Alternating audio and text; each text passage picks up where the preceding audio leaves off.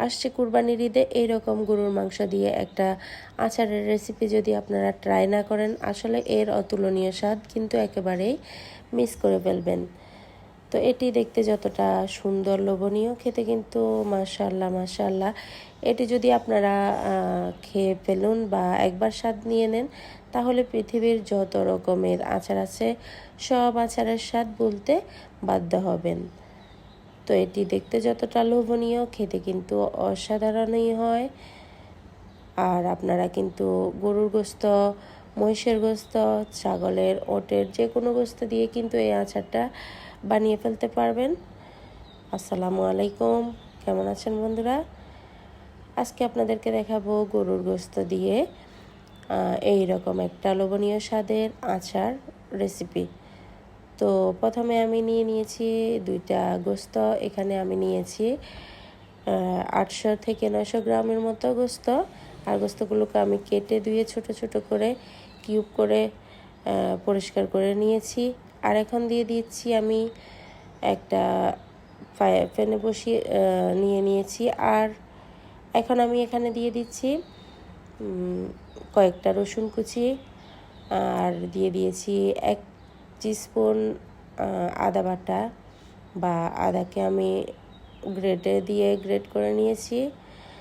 তো দিয়ে দিয়েছি 1 চামচ হলুদ গুঁড়ো, লাল মরিচ গুঁড়ো, তারপর দিয়েছি জিরে গুঁড়ো, ধনিয়া গুঁড়ো একসাথে, আর দিয়েছি গরম মশলা আধা চামচ থেকেও কম।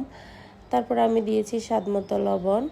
আর খেয়াল করতে হবে এ পর্যায়ে কিন্তু প্রপার লবণ দেওয়া যাবে না, কারণ এটা একেবারে ভাজা হয়ে যাবে, তখন কিন্তু লবণ এমনিতে হয়ে যাবে। আর এখন আমি দিয়ে দিচ্ছি কয়েকটা গোলমরিচ। আপনারা চাইলে এখানে আদা পেস্ট করে দিতে পারেন, রসুন পেস্ট করে দিতে পারেন, আর গোলমরিচগুলোকেও একটু পেস্ট করে দিতে পারেন। তো আমি ভালো করে মিশিয়ে নিয়েছি, ভালো করে মেখে নিয়েছি।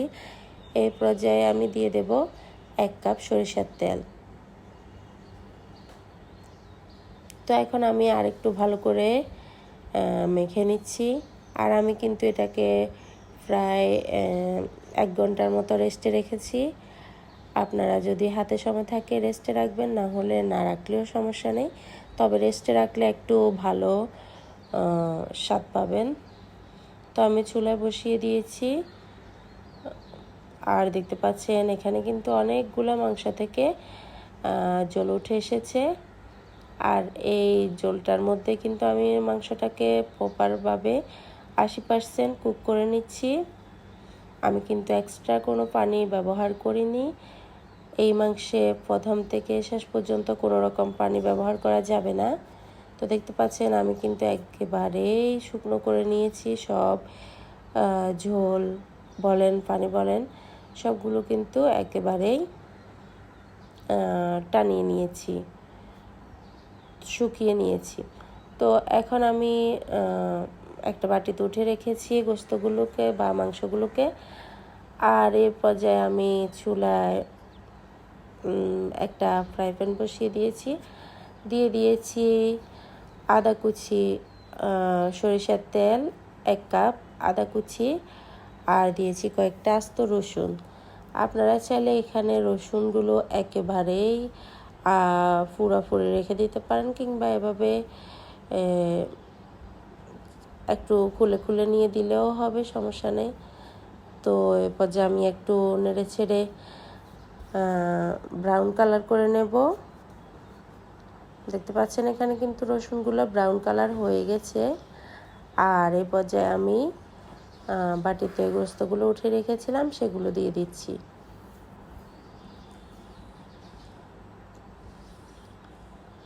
তো এখানে কিন্তু আপনারা খেয়াল করে দেখতে পারবেন গোশতগুলো কিন্তু একেবারে জর্জরে হয়েছে।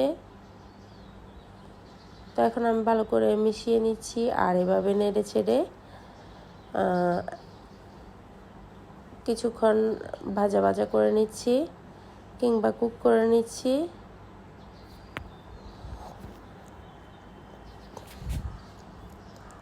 তো এ এ পর্যায়ে কিন্তু আমি অ্যাড করে দেব লেবুর রস।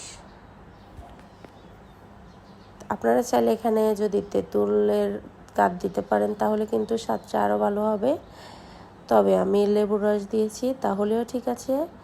আর এখন আমি দিয়েছি পাঁচফোড়ন, তারপর আস্ত ধনিয়া, জিরা, তারপর হচ্ছে কালো সর্ষে, সাদা সর্ষে, এলাচ, সবগুলো কিন্তু আমি আগে একটু তেলে ব্লেন্ডারে গুঁড়ো করে নিয়েছিলাম, ওইখান থেকে দিয়েছি 1 চামচ। আর এই পর্যায়ে দিয়ে দিচ্ছি আমি 1 চামচের মতো চিনি। আপনারা যদি না চান তাহলে চিনিটা স্কিপ করতে পারেন, তবে আমার মনে হয় চিনি দিলে এটার আচারের যে একটা ভাইব আছে এটা মানে পুরোপুরি পাওয়া যায়, এই জন্য আমি চিনিটা দিয়ে দিয়েছি। তো এখন দিয়ে দিচ্ছি আমি হোয়াইট ভিনেগার 1 চামচ। তো যদি আপনারা আরও বেশি কিছুদিন রাখতে চান তাহলে কিন্তু এখানে 2 চামচ দিতে পারেন হোয়াইট ভিনেগার। আমারটা কিন্তু চুলা থেকে নামানোর সাথে সাথেই শেষ হয়ে গেছে, পরের জন্য একেবারেই ছিল না। আপনারা যখন কুরবানি ঈদে ট্রাই করবেন তাহলে অবশ্যই বেশি করে ট্রাই করবেন। এটা বাসার খাবারের টেবিলে রেখে দিলেও কিন্তু যারা ভাত খেতে বসতে চায় না বা খাবার খেতে আসতে চায় না, বিশেষ করে বাচ্চারা, তারাও কিন্তু এটার টানে আপনাকে ডাকতে হবে না, ওরা নিজেরাই চলে আসবে খাওয়ার টেবিলে। তো দেখতে পাচ্ছেন আমি এভাবে নেড়ে ছেড়ে কিন্তু এখানে রান্না করে নিয়েছি বা ভেজে নিয়েছি। আর এখানে পারফেক্টলি আমার আচারটা কিন্তু একেবারেই রেডি, দেখে হয়তো বুঝতে পারছেন এটার অসাধারণ একটা স্মেল আসে। আমি আবারও বলছি, এটা যদি আপনারা ট্রাই না করেন আসলে অনেক বড় মিস করে ফেলবেন। আর যদি এটার স্বাদ একবার পেয়ে যান পৃথিবীর সব আচারের স্বাদ বলতে বাধ্য হবেন। তো দেখতে পাচ্ছেন এগুলো কতটা সফট হয়েছে, ভিতর থেকেও কিন্তু পারফেক্টলি কুক হয়ে গেছে। এখন গরম ভাত কিংবা রুটির সাথে কিংবা পরোটার সাথে এনজয় করতে পারেন।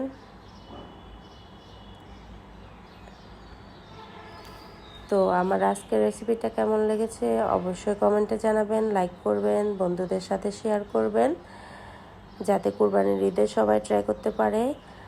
আর নতুন হলে অবশ্যই চ্যানেলটা সাবস্ক্রাইব করবেন। ভালো থাকবেন সবাই, আল্লাহ হাফেজ।